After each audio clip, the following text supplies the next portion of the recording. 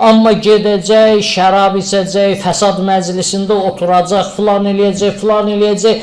Allahın xoşu gəlmədi, nə gəldi eləyəcəklər, burada utanmırlar. Salavatı utana deyir. Hə?